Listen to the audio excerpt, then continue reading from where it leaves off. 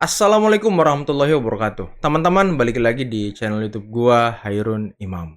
Nah, ini ada video yang sangat menarik untuk kita simak bersama-sama di mana ini merupakan pidato dari Bapak Presiden Joko Widodo yang mengungkapkan banyak fakta yang mungkin banyak orang juga yang belum tahu, teman-teman, terkait dengan Freeport, Blok Rokan dan juga Chevron. Ya, kalau kita lihat ya belakangan ini para pembenci Presiden Jokowi ini utamanya Amin Rais, Refli Harun dan juga Faisal Assegaf itu selalu memframing hal-hal yang negatif untuk mengajak masyarakat membenci Presiden Jokowi. Dan juga mungkin terakhir ya Pak Mahfud MD teman-temannya yang juga tidak henti-hentinya menyerang Presiden Jokowi. Tapi ya Presiden Jokowi membalas mereka dengan sangat elegan, dengan sangat indah seperti di video ini teman-teman. Oke, sebelum kita masuk ke videonya, jangan lupa like, subscribe, dan share. Dan tanpa perlu berlama-lama lagi, mari kita simak videonya berikut ini. Ada aja. Dan kita patut bersyukur, sungguh anugerah dari Allah Subhanahu wa Ta'ala yang luar biasa. Kita telah mampu menghadapi berbagai krisis-krisis yang ada di dunia. Di saat banyak sekali negara yang menjadi pasien IMF. Wow. Lebih dari 96 negara menjadi pasien sekarang ini. Banyak banget ya. Dan kalau kita melihat di jajaran negara besar G20, selalu pertumbuhan ekonomi kita masuk ke 3 besar atau 5 besar. Wow, keren. Luar biasa. Apa yang ditakuti oleh negara-negara di seluruh dunia saat ini ada 3. Yang pertama yang berkaitan dengan kurs. Kalau di Indonesia ya rupiah dengan dolar. Kuat mana? Kuat rupiah atau kuat dolar? Begitu kuat dolar, hati-hati, ada harga-harga yang akan naik. Tetapi kalau kuat rupiah, nah harga barang-barang terutama yang impor itu menjadi Turun. jauh lebih murah. Inilah yang ditakuti oleh negara-negara, semua negara.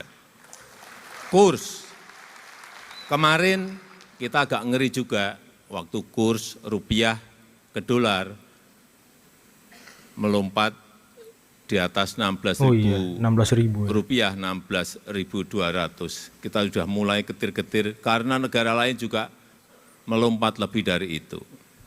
Yang pertama kurs. Yang kedua harga minyak. Hati-hati, perang di Palestina yang mengikut sertakan Iran dalam kancah perang itu juga mengkhawatirkan dunia sehingga harga minyak sempat naik. Apa yang terjadi kalau minyak naik? Jangan dianggap remeh. Perang yang jauh dari kita bisa berpengaruh kepada Indonesia. Kalau harga minyak naik karena produksi Iran turun, artinya apa? Semua barang-barang akan ikut naik. Wow. Kelihatannya nggak ada hubungannya perang yang ada di Palestina dengan Indonesia yang jauh. Ada. Kalau harga minyak naik, artinya semua barang-barang akan ikut naik.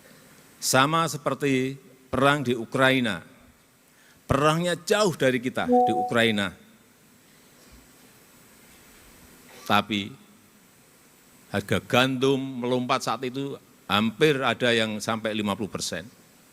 Karena gandum itu berasal dari Ukraina dan dari Rusia yang banyak. Iya. Pupuk juga kan. Karena perang, mereka stop, nggak bisa impor. Kayak Ukraina, waktu saya ke sana, saya ketemu Presiden Zelensky, ada stok di Ukraina 77 juta ton. Berhenti. Keluar ya. Di Rusia, ada berhenti gandum 130 juta ton berhenti. Sehingga di sini harga mie naik. Harga roti naik, kelihatannya jauh banget, tapi pengaruhnya bisa kemana-mana. Itulah geopolitik, kalau enggak kita cermati, bisa menyebabkan harga-harga yang juga naik. Kemudian yang ketiga yang ditakuti oleh semua negara, yang namanya bunga pinjaman. Karena semua negara itu memiliki pinjaman. Ada yang sampai 220%, nggak usah saya sebut negaranya, Bapak Ibu saya kira sudah tahu. Ada yang 130% yang dekat kita, saya kira Bapak Ibu juga Siapa tuh yang dekat sudah kita? tahu. Dan kita pada tataran kalau dibandingkan negara-negara lain, kita berada di angka 39%, itu sebetulnya masih jauh dari undang-undang yang diperbolehkan dan juga jauh dari negara-negara lain yang tadi juga saya sampaikan. Ini sekali lagi patut kita syukuri bersama. Dan momentum baik ini harus terus kita pertahankan, bahkan terus harus kita tingkatkan untuk mencapai Indonesia Emas 2045, 20 tahun yang akan datang. Amin. Yang paling penting menurut saya, bagaimana kita bisa menjaga agar tidak terjadi turbulensi politik. Kita menjaga semuanya agar ada stabilitas politik, karena itu menjadi kunci pembangunan di negara manapun. Kalau ini tidak bisa kita pertahankan, yang terjadi adalah kerusakan ekonomi kembali. Oleh sebab itu, di sini hadir ketua-ketua partai, ke depan sekali lagi stabilitas politik itu sangat penting sekali.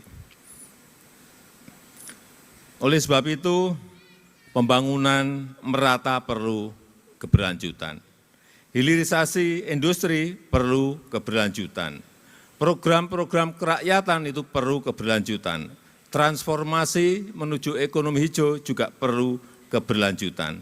Pengembalian aset seperti Freeport, Newmont, Rokan, itu juga perlu keberlanjutan.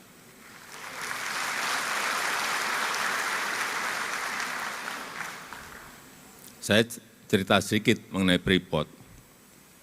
Karena dalam pengambil alihan Freeport menuju sekarang 51% dari semula 9% itu memerlukan waktu 3,5 tahun.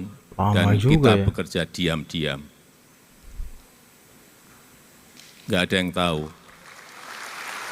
Oh, nggak ada yang tahu sih. Tahu-tahu kita ambil alih. Dan sebentar lagi, insya Allah dalam bulan-bulan depan ini, kita akan tambah lagi menjadi 10%, menjadi 61%. Luar biasa. Dan kalau sudah 61%, perkiraan keuntungan yang ada di Freeport itu 70 sampai 80% itu kan masuk ke kas negara Indonesia. kita. Baik dalam bentuk royalti, BPH badan, BPH karyawan, dalam bentuk biaya ekspor, biaya keluar, semuanya kalau kita kumpulkan akan berada pada jumlah yang sangat besar. Dan sekali lagi, kalau kita berbicara Freeport, itu bukan milik Amerika lagi, tapi sudah menjadi milik negara kita Indonesia. Keren.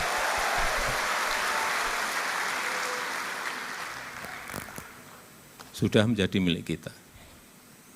Dan itu pengambil alihannya, saya buka sedikit, pakai uang. Tidak pakai kekuatan, tapi pakai uang. Uangnya ngambilnya dari Amerika. Kita bayar ke Freeport. Dalam 4 tahun pasti akan sudah lunas. Insya Allah tahun ini sudah lunas.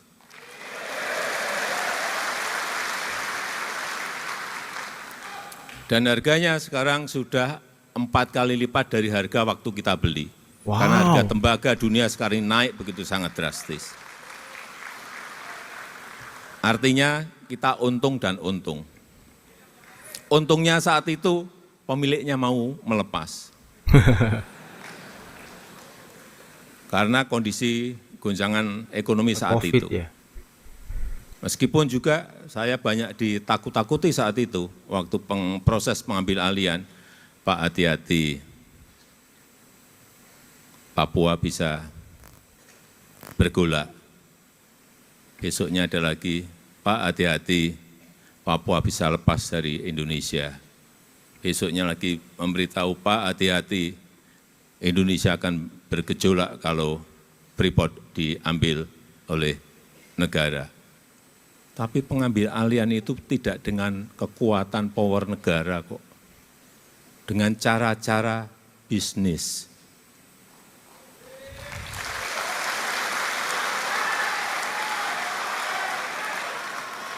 Tapi dapat. Begitu juga dengan Rokan. Rokan minggu ini saya akan cek lagi setelah kita ambil alih dari Chevron Amerika, sudah kita ambil alih 100%, saya mau cek. Apakah kita kelola sendiri itu lebih baik daripada dikelola oleh asing? Ini berpresiden, guys. Karena ada dua kemungkinan, bisa lebih baik, bisa tidak lebih baik. Dan saya harapkan nanti minggu depan saya ke Rokan, moga-moga hasilnya lebih baik dari sebelumnya. Nah, teman-teman, itulah tadi pidato yang sangat luar biasa dari Bapak Presiden Joko Widodo, dan ya sepertinya itu sebuah tamparan keras bagi para pembenci karena Pak Jokowi sempat mengatakan bahwa beliau bekerja secara diam-diam. Waduh, untuk mengambil alih saham Freeport, untuk mengambil blok Rokan dan aset-aset negara lainnya dari asing, teman-teman. Dan ini tentu untuk menunjang hilirisasi nantinya. Jadi semua hasil bumi kita olah sendiri. Jangan sampai diolah oleh asing sehingga menjadi keuntungan bagi asing. Kita hanya mendapat sisaannya, teman-teman. Ini yang tidak diinginkan oleh Pak Joko Widodo. Dan tadi ya bisa kita dengarkan bagaimana kondisi geopolitik yang sangat tidak baik, tapi Indonesia bisa survive dengan pertumbuhan ekonomi yang stabil dan juga masuk 3 besar di negara-negara G20, teman-teman. Ya, semoga para pembenci melihat video ini, semoga mereka semakin sadar, segera sadar untuk melihat bagaimana kinerja-kinerja positif dari Presiden Joko Widodo. Oke teman-teman, mungkin cukup sekian dulu video kali ini. Jangan lupa like, subscribe, dan share videonya. Akhir kata, billahi taufiq wal hidayah. Wassalamualaikum warahmatullahi wabarakatuh. Bye-bye.